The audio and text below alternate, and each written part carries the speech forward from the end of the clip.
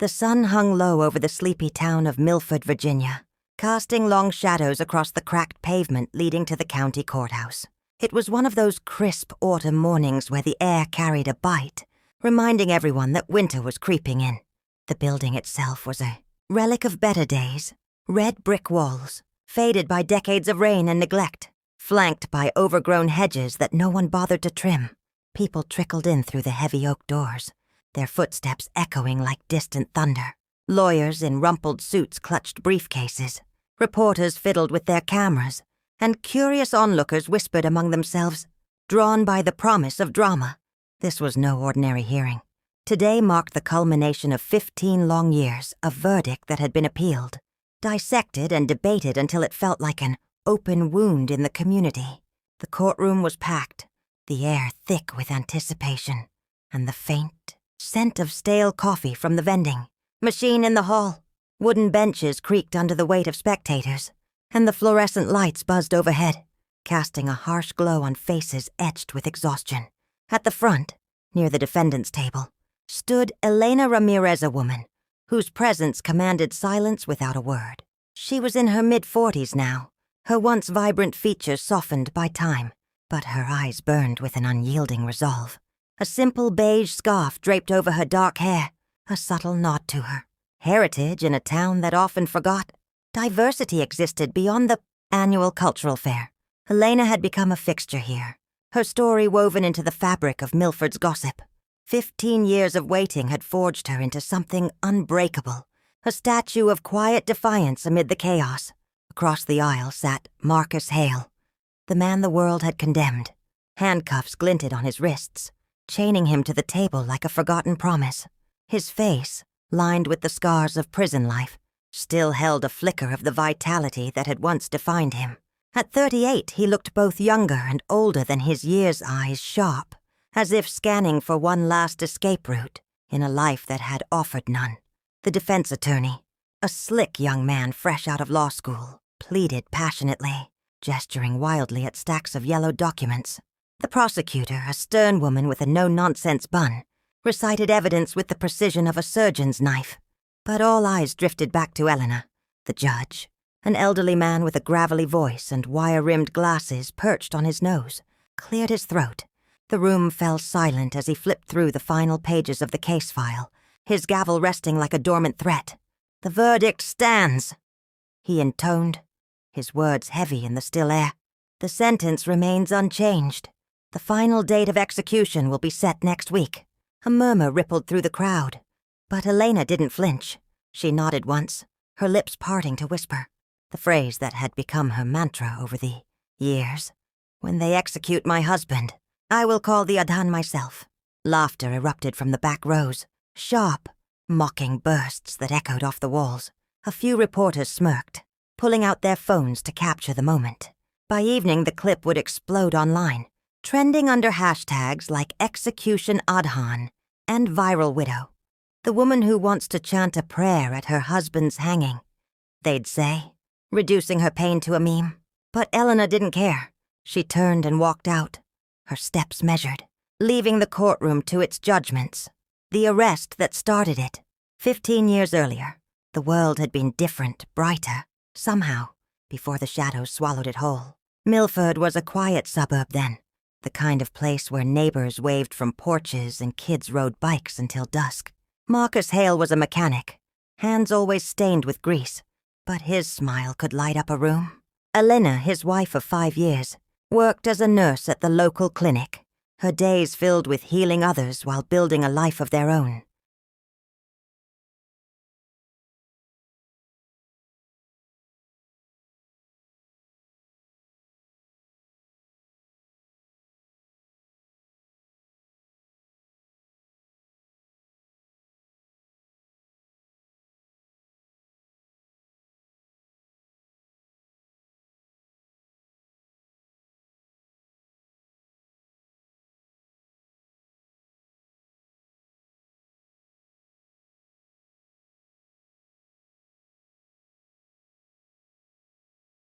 It all shattered one rainy Tuesday evening. The police cruiser pulled up to their modest ranch-style home on Elm Street, lights flashing like accusatory beacons. Marcus was dragged out in handcuffs, his face a mask of confusion. "Wrong place, wrong time," the officers muttered. But their eyes told a different story. A robbery gone wrong at the corner gas station, 2 witnesses pointing fingers, a blurry security tape, and suddenly, Marcus was the prime suspect. Elena burst into the police station that night, her coat dripping water onto the linoleum floor. The interrogation room smelled of sweat and cheap disinfectant. A young detective, Officer Ryan Caldwell, leaned back in his chair, a smug grin playing on his lips. He was new to the force, eager to make his mark. "No solid proof," he drawled, tapping a pen against the table. "But we've got eyewitnesses." "Case closed, ma'am." Elena said nothing, but she etched his voice into her memory. The arrogance, the certainty. It was a tone that would haunt her dreams. A reminder that in America, justice could be as fickle as the weather. Truth often got buried under layers of influence. Money from powerful families, fear of reprisal, and names that opened doors while slamming others shut. As the weeks turned to months, the trial began. Evidence-mounted witness statements that seemed scripted, a fingerprint match that experts later questioned. Marcus swore his innocence, but the jury saw a man from the wrong side of town, an immigrant son with no alibi. Guilty. Death row. Elena's world crumbled, but she didn't scream or beg. She built walls of silence, vowing to unearth the truth no matter the cost. The weight of waiting, the years blurred into a monotonous grind. Appeals came and went, each one a fresh wound. Lawyers rotated like seasons, some passionate, others jaded, all promising breakthroughs that never materialized. Elena quit her job, dedicating her life to the fight. Every morning she parked her old sedan outside the courthouse, a thermos of coffee in hand. Sometimes she'd share it with the security guards or fellow petitioners. Other times she'd sit in the shadows, observing the comings and goings like a sentinel. "You're wasting your life," a kind-hearted clerk told her once. During a rare lunch break conversation, Elena offered a faint smile, her eyes distant. "No, I'm waiting for the scales to tip. You'll see when they do." The media caught wind of her vigil. Local news stations ran segments. The Silent Wife. A story of unwavering faith. Reporters hounded her for interviews, speculating wildly. Was she hiding something? A secret affair? Complicity in the crime? The pressure mounted, but Elena's lips remained sealed. She attended every hearing, her presence a quiet accusation against a system that had failed.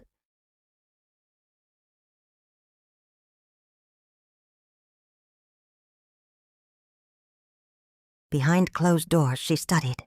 Law books piled high in her living room, yellow highlighters marking passages on evidence tampering and witness coercion. She learned the names of everyone involved. The prosecutor, the witnesses, the officers. And she waited, her faith in Allah her anchor. Nightly prayers became rituals of strength. Surah al-Baqarah recited under her breath as she plotted her path. Shadows in the night. As the appeals dragged on, strange things happened. The witnesses who had testified against Marcus began to vanish, one by one. First, there was Tom Ellis, the gas station clerk found dead in a car accident on a deserted road. Brakes mysteriously failed. Then Sarah Jenkins, the bystander who claimed to have seen Marcus fleeing the scene suicide. They said a note left behind riddled with despair. Finally, old Mr. Hargrove, the third witness, succumbed to a sudden illness. His family too grief-stricken to question the timing. Whispers spread through Milford. "Fate's got a grudge against that case," bar patrons muttered over beers. Or maybe a curse. But Elena knew better. This wasn't divine intervention. It was human machination hands pulling strings in the dark, silencing threats before they could speak. She watched from afar, her silence a shield. At night, she'd drive past the homes of those involved, noting routines, overhearing snippets of conversation. Paranoia crept in, but so did clarity. The corruption ran deep, tied to a web of local power brokers who protected their own. Officer Caldwell, now promoted to senior detective, seemed untouchable, his career ascending as others fell. Elena's fortress grew stronger. She documented everything in a hidden journal. Dates, names, anomalies. "Patience," she told herself. The truth is patient too. The key to the past. One crisp spring morning, a new defense attorney arrived on the scene. Alex Thompson was young, ambitious, with a fire in his eyes that reminded Elena of her younger self. He pored over the case files in a cramped office downtown, his desk buried under papers. "I think I've found a thread," he confided during their first meeting, leaning forward conspiratorially. "Inconsistencies in the evidence chain, but we need hard proof, something irrefutable." Elena hesitated, then reached into her worn handbag. Her fingers closed around a small rusted key, one she'd safeguarded for years. "This," she said softly, placing it on the table, "unlocks everything." The key belonged to a storage locker on the outskirts of town, forgotten amid rows of identical units. Inside, amid dust and cobwebs, sat a metal box. Thompson pried it open, revealing a flash drive nestled in foam padding. Plugging it into his laptop, they listened to the audio file, a muffled conversation. Voices distorted but familiar. "It's not enough," Thompson admitted, frustration etching his brow. "Hints at tampering, but no clear confession."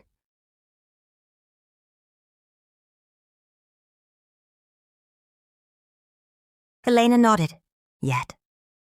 The file was bait, designed to rattle cages. Word leaked, and soon, nerves frayed.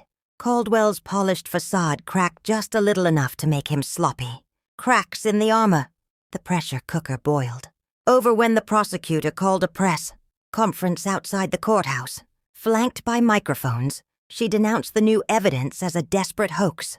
"These are baseless conspiracy theories," she declared, her voice steady but her eyes darting. But the name slipped out in the frenzy. Senior Detective Ryan Caldwell, the man with the impeccable record. His face flashed on screens, his smile too rehearsed, his words too scripted. Reporters dug deeper, uncovering ties to influential families, questionable promotions, lies Elena knew had a way of tripping over themselves. Behind the scenes, Caldwell sweated. Phone calls increased, hushed meetings in dimly lit bars.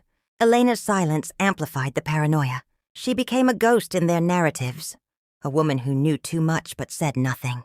The clock ticks down. The final date was set, 6 a.m. next Friday. The news hit Milford like a storm, dividing the town. Some rallied for Marcus, petitions circulating online. Others clung to the guilty verdict, fearing a miscarriage of justice meant their world was flawed. Marcus's family, his aging parents and siblings, gathered in tearful vigils, candles flickering in the night. Elena remained stoic. Her evenings were spent in prayer, reciting Surah as-Sajda, the verses a balm for her burning soul. Something stirred within her.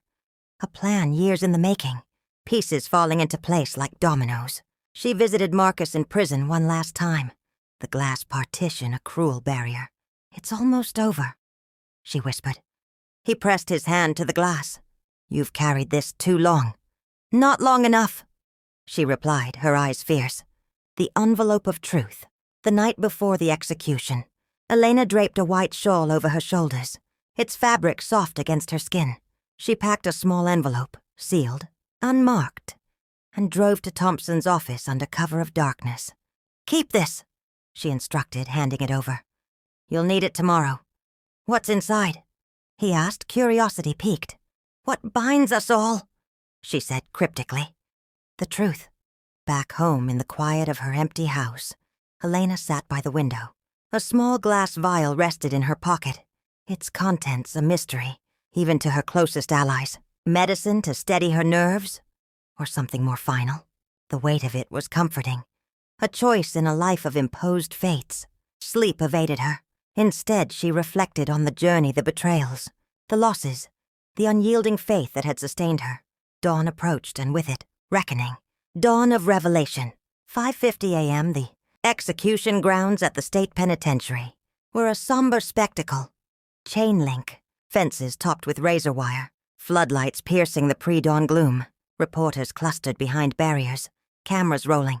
Officers stood rigid, their faces masks of duty. Marcus was led out, shackles clinking, his expression serene. Elena was granted a spot near the front, a concession to her years of persistence. The warden read the final rites, the judge's order echoing hollowly. Time slowed, each second a hammer blow. As the moment neared, Elena stepped forward. A microphone was lowered, courtesy of a sympathetic guard. Her voice rose, soft yet resonant. Allahu Akbar. Allahu Akbar. The Adhan unfolded, a call to prayer in a place of death. But midway, her tone shifted, subtle at first, then sharp. Those who entomb truth in deception, she intoned, their judgment draws near. You believe the world is blind, but truth sees all. A faint beeping interrupted a phone in the crowd, activated remotely. A recording blared through speakers, hijacking the system. The voice from the shadows. The voice was Caldwell's, unmistakable, arrogant. Yeah, we swapped the evidence. Greased the witnesses. The guy was an easy mark. His wife? She'll stay quiet forever. Laughter followed, chilling in its casual cruelty. No one finds out. That's the genius of it. Gasps rippled through the assembly. Then, a crack. The rope on the gallows snapped, fibers parting like a sign from above. Chaos erupted. Guards surged forward. Reporters shouted questions. The tape continued. Someone sniffed around my files.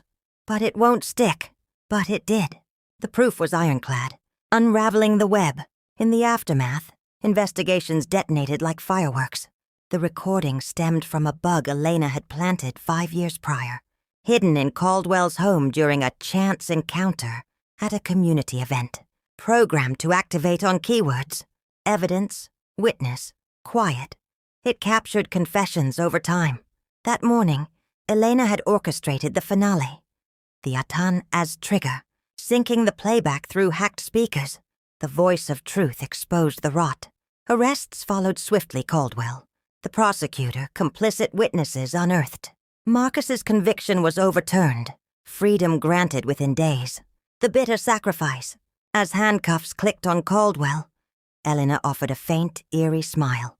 Thompson approached. You did it. She shook her head. No, justice did. I merely amplified it. She passed him a note. When the tape played, I ingested the vial's contents.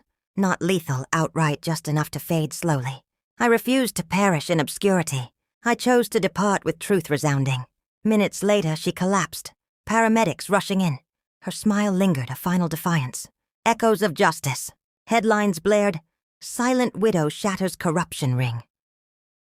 Caldwell rotted in jail. Marcus rebuilt his life. Elena lingered in the hospital, weak but at peace. Weeks later, Marcus sat by her bedside. You saved me. I saved the truth, she whispered. That's all? Her eyes closed. The monitor flatlined, a sting piercing the air, not horror, but the raw echo of justice. Beautiful story in my